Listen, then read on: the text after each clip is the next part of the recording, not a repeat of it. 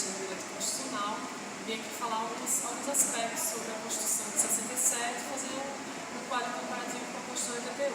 Bom, então, nós podemos falar sobre a Constituição de 67, principalmente que ela é fruto de uma situação ditatorial pela qual o país passava, naturalmente, desde 64. Né? Existe, na verdade, uma divergência entre a Constituição, se a Constituição de 67 ela foi única e teve uma emenda constitucional, né, que seria a emenda constitucional número 1 de 69, e existem outros doutrinadores que entendem que, na verdade, a Constituição de 67 foi uma distinta da Constituição de 69, né, que foi fruto do ato institucional número 5.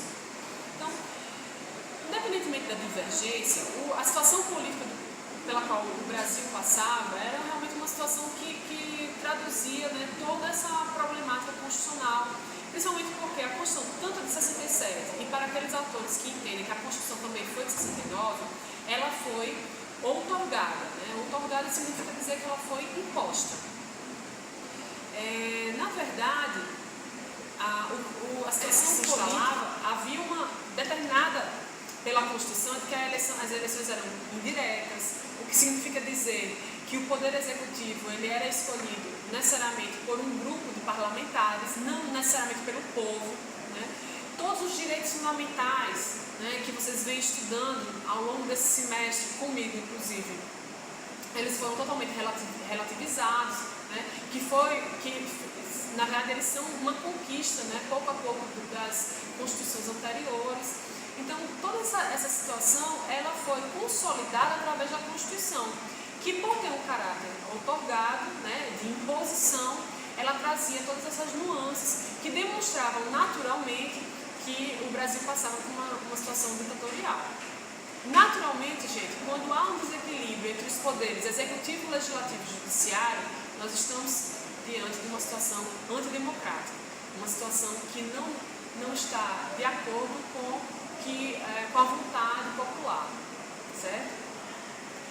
Após essa fase, né, digamos assim, mais problemática pela qual o Brasil passou, nós começamos, a partir da década de 80, no final da década de 70 e início da década de 80, a fazer uma transição para a questão democrática, né, para um retorno para o Brasil democrático.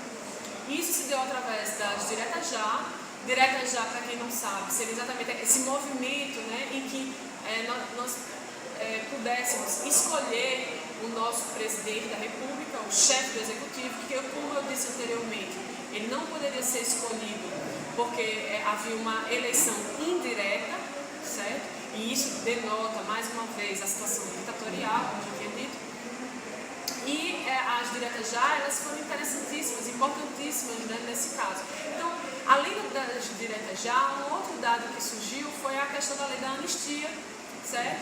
Que foi também um aspecto, uma das tratativas, inclusive, para que os militares pudessem repassar o poder político para a mão dos civis e restabelecer a democracia no nosso país, certo? Então, a lei da anistia também, de certa forma, foi uma das condições que os militares impuseram para que pudesse haver esse repasse, que foi questionado, inclusive, através de uma arguição de descumprimento do preceito fundamental, posteriormente, pelo Supremo Tribunal Federal, já agora há pouco tempo, mas que realmente houve um julgamento que talvez não refletisse exatamente a ideia de respeito, né, aos direitos humanos, e eles, na verdade, tiveram uma orientação e uma visão que condiz com a questão da época histórica em que passava o Brasil e esse repasse, tá? Comparar com a Constituição de 88, a Constituição de 67 e 67 é a emenda constitucional número 1 de 69, com a Constituição de 88, na verdade é você trabalhar os opostos, né, o antagonismo. Porque ao mesmo tempo que a Constituição de 67, aliada à emenda constitucional de 69, ela trazia todos os desrespeitos aos direitos fundamentais, a Constituição de 88 ela fez exatamente o inverso. Ela foi promulgada, o que é uma diferença em relação à Constituição outorgada, como eu tinha dito anteriormente, o que significa dizer que a Constituição promulgada é uma Constituição em que ela é fruto da vontade popular, ela trouxe todos os direitos fundamentais, inclusive acrescendo e especificando direitos fundamentais. E é por isso que nós dedicamos um semestre inteiro para o estudo dos direitos fundamentais aqui na nossa instituição, certo? E estabeleceu realmente a democracia no nosso país, né?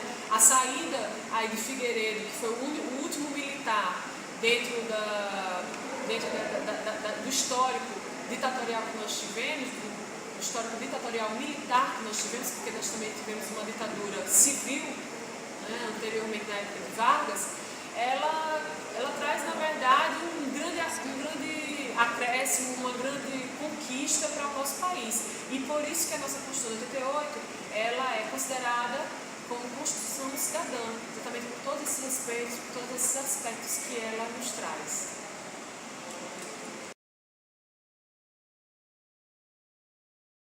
Meu nome é Janeine, professora de Geografia, formada pela Universidade Federal de Alagoas, especialista nas áreas de Educação Especial e Inclusiva e especialista em uso de tecnologias para a educação.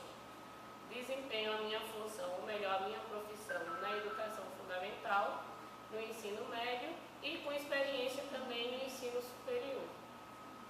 Hoje, vamos falar do golpe militar, que este ano fez 50 anos, do período da ditadura militar no nosso país, e fazer um breve resumo do que foi esse golpe militar e do que representou na organização social do nosso país.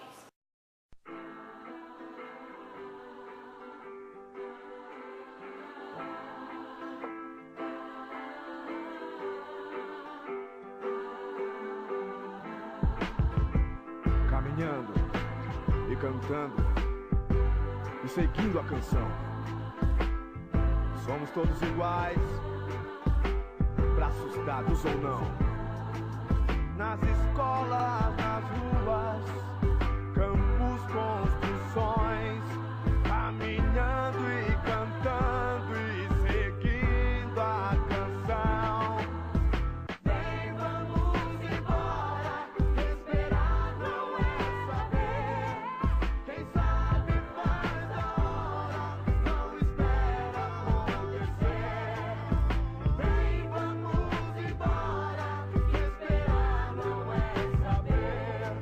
Quem sabe faz a hora. Para a gente entender o golpe militar, nós temos que entender como é que esse golpe militar ele foi implantado. Nós viemos de um período de escolha de presidente com voto direto, mesmo com os analfabetos estando à margem dessa escolha, mas que os 4 presidentes que haviam sido escolhidos praticamente foram presidentes ligados ao Exército, com a exceção do Juscelino Kubitschek, que foi o único civil que foi eleito e que terminou o seu mandato, certo? Até então, o presidente que estava à frente do nosso país era Jango, ou melhor, João Goulart, que teve uma participação bem efetiva em relação a movimentos sociais, a militância estudantil e que fez uma abertura principalmente ligada à questão política e à questão social do nosso país. Jango defendia a questão da divisão de terras, da reforma agrária, principalmente no interior do país, em estados onde se tinham grandes latifúndios. Outra coisa que é interessante sobre o golpe militar é a questão dos direitos humanos. Eles praticamente foram deixados de lado. Direitos como habeas corpus passaram a não existir mais e principalmente todas as prisões que eram feitas, todos os atos para subjugar qualquer pessoa que fosse contra o governo militar, era totalmente tomado de violência. É comum se ouvir falar sobre tortura, mas não eram apenas as torturas que eram realizadas. Vários presos políticos foram assassinados de forma misteriosa e que até hoje não foi reconhecido, não foi tido como crime na época. Outra coisa que é interessante é a questão dos exilados. Muitos foram exilados, saíram do país, vários artistas na época saíram do país por apresentar ideias contrárias ao governo.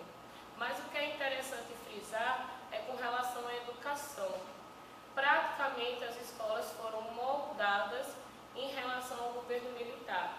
Primeiro, se tem o enxugamento de toda a grade curricular, onde o jovem era levado à escola apenas para se tornar um profissional para o mercado de trabalho. Ele aprendia as operações matemáticas, ele aprendia o português, mas matérias como geografia, história, filosofia deixaram de ser ensinadas. E criou-se uma disciplina que eu acho que todo mundo conhece, que é a moral e cívica, onde praticamente é um roteiro de como o brasileiro deve se comportar, deve agir em relação ao seu presidente ou em relação ao seu governo. Então, foram vários elementos que fizeram com que o Brasil atravessasse um período de 20 anos de governo militar e que até hoje traz resquícios dessa época. Muito se fala na questão do governo militar em relação à questão da perseguição, à questão da censura, mas nos dias de hoje o que restou é justamente os modelos, os moldes antigos, porque o golpe militar ele foi estruturado de cima para baixo. Era interessante o apoio da população, então começa de cima, punir, perseguir, delimitar o pensamento crítico até chegar nas camadas mais pobres. Um exemplo disso, as universidades. As universidades praticamente foram deixadas sem nenhum tipo de autonomia. Na USP, o quadro de professores que foi perseguido, que foi torturado, que foi preso, foi um dos maiores de todo o mundo.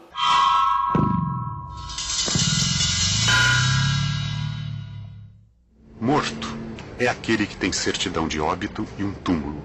Desaparecido é aquele que a repressão não entregou o corpo e nem tem um túmulo onde se levar uma flor. Meu nome é Ana Rosa Kucinski, eu sou professora. Em 1974, eu e meu marido fomos presos no centro de São Paulo. Nossas famílias esperam notícias até hoje. Sou Eleni Guariba, professora universitária e diretora de teatro. Fui presa em 1970 e barbaramente torturada. Depois de solta, fui presa novamente e desde então estou desaparecida. Me chamo Davi Capistrano, sou jornalista e dirigente político. Em 1974, desapareci entre o Rio Grande do Sul e São Paulo. Minha família não soube mais de mim. Eu sou Fernando Santa Cruz, líder estudantil. Fui preso em fevereiro de 1974 numa rua do Rio de Janeiro e levado para São Paulo. Minha família nunca mais soube de mim.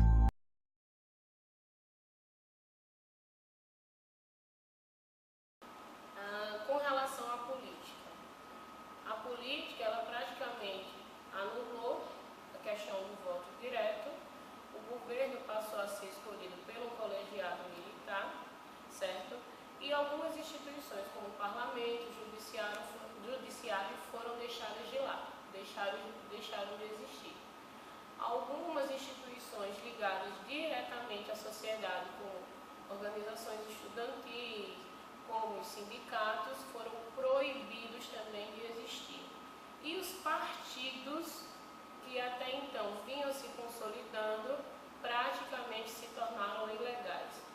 Então, com relação à política, o governo militar ele foi totalmente moldado. O governo militar ele entrou dentro dessa organização política justamente para trazer uma nova ditadura em que os moldes eram impostos principalmente pela falta de liberdade em relação à escolha dos representantes do governo.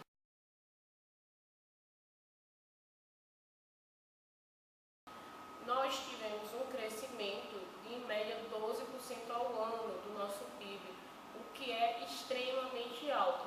Mas, em contrapartida, nós tínhamos uma inflação de 18%.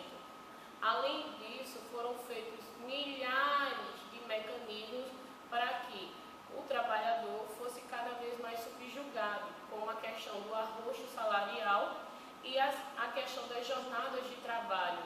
Como não se tinha sindicatos para representar esse trabalhador, o que acontecia? O trabalhador ele era moldado de acordo com as necessidades das empresas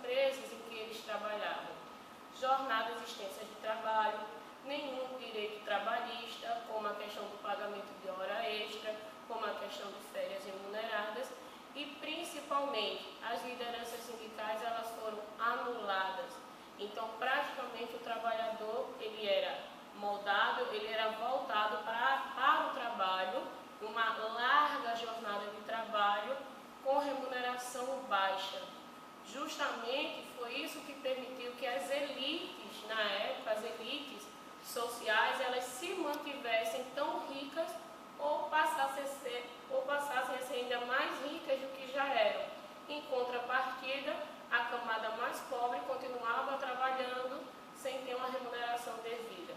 A entrada do capital estrangeiro no nosso país permitiu também a questão do desenvolvimento da indústria, mas esse desenvolvimento industrial ele terminou causando danos ao meio ambiente principalmente, certo? E ao grande exército de trabalhadores que eram formados, exército de trabalhadores que eram formados apenas para a execução desse trabalho. É interessante frisar também que esse milagre econômico deixou uma dura sequela no nosso país, que foi a dívida externa. Muito dinheiro entrou no nosso país, muito capital estrangeiro, mas nem sempre eram provenientes de multinacionais. Muito desse dinheiro que entrou no nosso país também veio de órgãos internacionais, como a questão do FMI. Foi daí que o Brasil começou o seu endividamento externo e que essa dívida externa ela se perdura até hoje.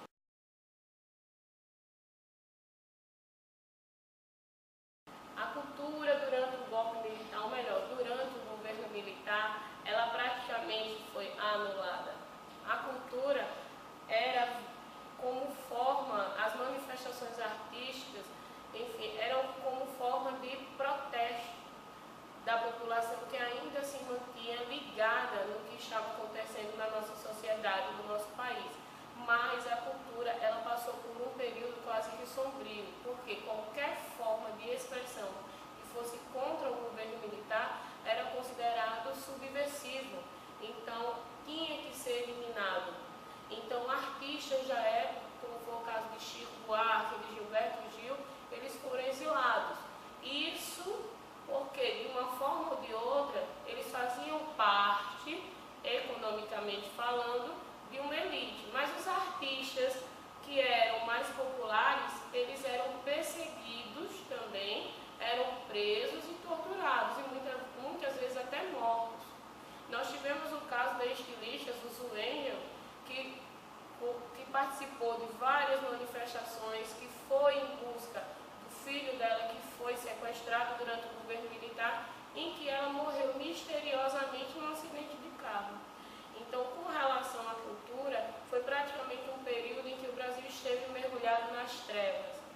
Outra coisa que é interessante frisar, a Bienal, como eu já havia falado, que era justamente o acontecimento, a culminância de todas as manifestações artísticas, o conhecimento e o encontro de todos os artistas da época, ela foi duramente censurada. Milhares de obras foram tiradas e praticamente a Bienal se tornou uma vitrine do que o Brasil estava sendo imposto, do que o Brasil estava passando. Até hoje, nós temos requisitos desse período nas formas de música, de poemas, da época, que só hoje é comum, aliás, é possível se ter uma ideia do que estava sendo representado nessas obras.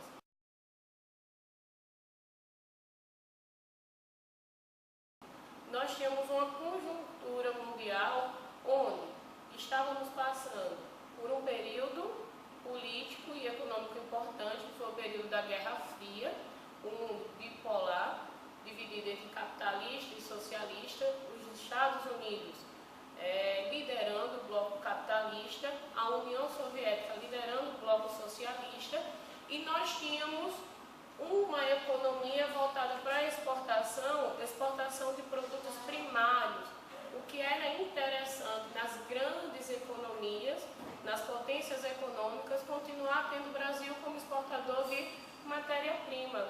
Então era interessante manter o nosso país, certo, capitalista também, e que ele não fosse afetado de nenhuma hipótese pelo socialismo. Então, a conjuntura mundial, onde os Estados Unidos estavam numa queda de braços com a União Soviética, uma possível guerra nuclear, toda a tensão que culminava nesse período se refletiu na sociedade brasileira. E foi inclusive neste período que foi impulsionado esse sentimento de medo na população brasileira. O golpe militar ele só foi possível por conta da introdução dessa ideia de que, se ocorresse uma mudança no nosso país em relação ao regime político e econômico, nós poderíamos cair praticamente num abismo, porque nós iríamos perder nossos aliados dentro do próprio continente americano e possivelmente nós estaríamos falidos. Iríamos viver de quê? Iríamos viver o que nós iríamos produzir, o que seria possível para a população. Então, esta influência que veio de fora, certo? Ela veio proveniente dessa Guerra Fria, ela veio dessa conjuntura mundial, mas que também foi trazida, foi colocada pelo próprio governo norte-americano dentro do nosso país, que inclusive apoiou a ditadura, apoiou o golpe militar de 64.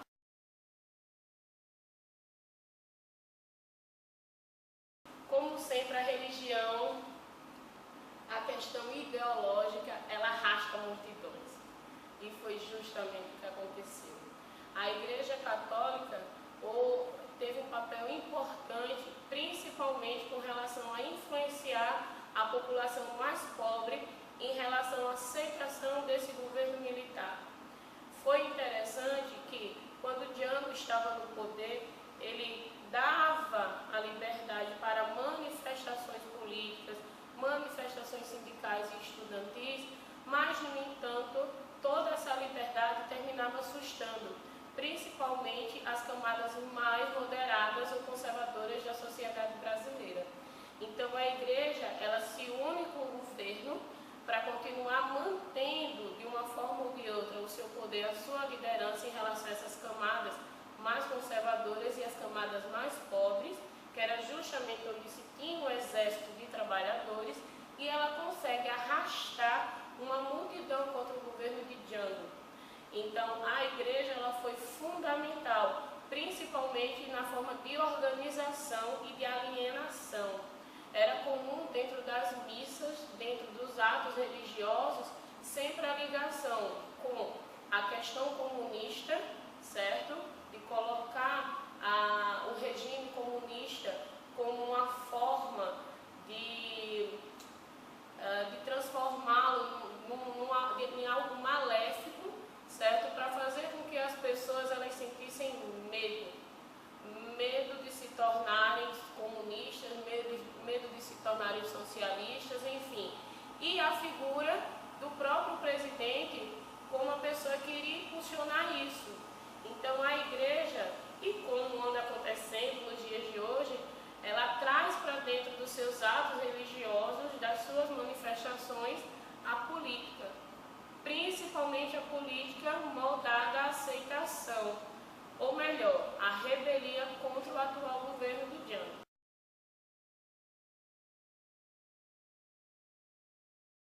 As manifestações pelas diretas começam a se confundir com comícios de apoio à eleição indireta de Tancredo Neves pelo Colégio Eleitoral. A eleição de Tancredo Neves pelo Colégio Eleitoral simboliza o fim do regime autoritário e desperta grandes esperanças no povo brasileiro. Sua doença, seguida de uma morte inesperada, comoveu todo o país. Tancredo não chegou a tomar posse e, dessa forma, o vice-presidente José Sarney assumiu o poder. Era o início dos tempos democráticos.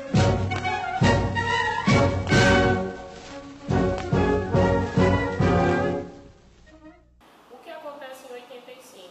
O governo militar Figueiredo ele já vem ganhando ares mais voltados à liberdade. Tanto é que o direito ao habeas corpus, por exemplo, ele foi de novo instaurado, certo? A questão da anistia também, a lei da anistia, onde foi trazido de volta quem foi exilado em outros países, os presos políticos que começavam a ser libertos.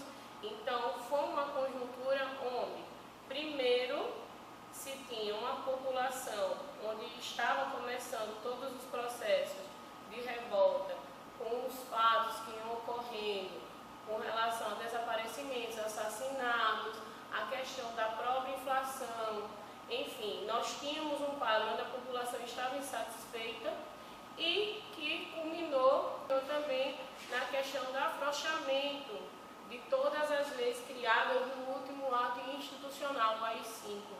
Então, Figueiredo, ele começa a criar vários subterfúgios para que a população fosse aceitando, até chegar ao ponto de que eles não tivessem mais nenhum tipo, né, de reivindicação contra o governo militar.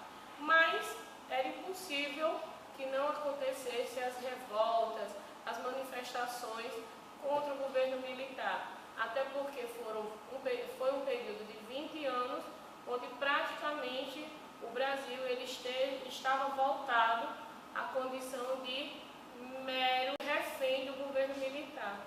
Então, a criação da lei da anistia, a questão do voto passar a ser um voto direto, com as diretas já, culminou justamente do fim desse governo militar. Mas o que é interessante frisar aqui, com a lei da anistia, vários progressos foram feitos em relação principalmente aos presos políticos, mas, por sua vez, todos os criminosos que atuaram durante o governo militar, eles foram perdoados. O nosso país é o único país onde teve uma ditadura militar, onde teve vários crimes contra o ser humano, que infringia a questão dos direitos humanos e que nunca foi julgado, nunca foi condenado, nunca foi punido. Nós tivemos o caso na Argentina, na Venezuela, onde os seus ditadores foram, sim, julgados, foram punidos, e o Brasil, com a lei de anistia, acabou com isso, ou melhor, nunca passou a ter esse julgamento e essa caça às bruxas que deveria ter sido feita.